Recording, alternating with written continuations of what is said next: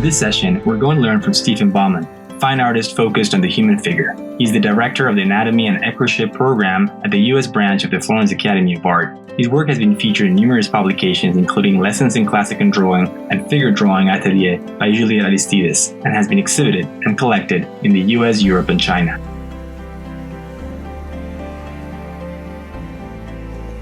It's interesting, these things, when you do a podcast or you talk an interview or something, you talk with someone, inevitably, like if you're an artist, you wind up with a bit of a walk down memory lane.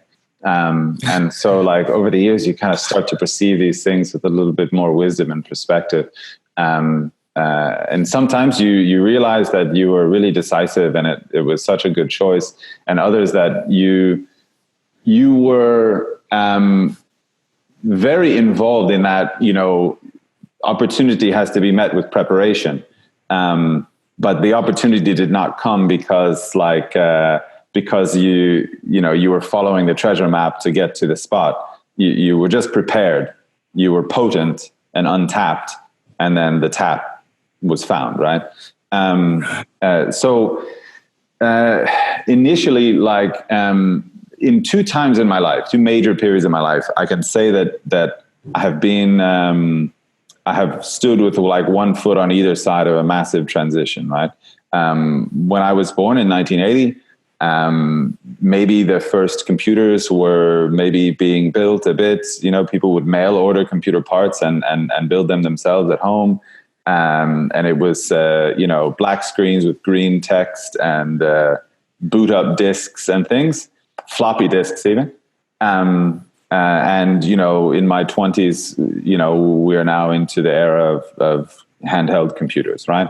And additionally, in terms of recognition and exposure, I was educated in a world that was not pre-social media, but we didn't even call it social media at the time. There was MySpace, there was maybe Facebook, but people still went to internet cafes to check their Facebook and to communicate with the world in that way. I feel quite fortunate in both of those circumstances to have grown up in a way before computers and reached kind of my more or less adulthood before they really took hold of the world. I don't think they're bad, by the way. I love computers and technology, but just to say, to have experience without and now with, and also social media, I feel actually very fortunate to not have been attending school in a social media era. Not because I think it has some degenerative effect on your skill building or your process. I only fear that I could have tried to create an identity earlier than I actually had one. Again, I just want to reiterate, I think, in so many ways for artists, social media is the missing tool that we didn't have for as long as artists have existed. But I also think that in a way, like with all the things in your life, you have to be very, very wise and have a lot of perspective about how you choose to use it. The first thing that I ever did, internet involved with my artwork, was I was talking to a student of mine actually in Florence. I was a resident instructor at the intermediate studio. And I was talking with one of the students there, and I was saying, talking about Mark D'Alessio, the artist, a landscape painter, phenomenal landscape painter.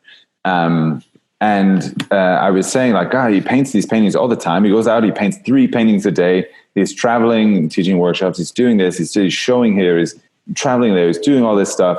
And then I find out he has a blog as well. Where does this guy have the time to make a blog in the middle of all this other stuff he's doing? It's insane.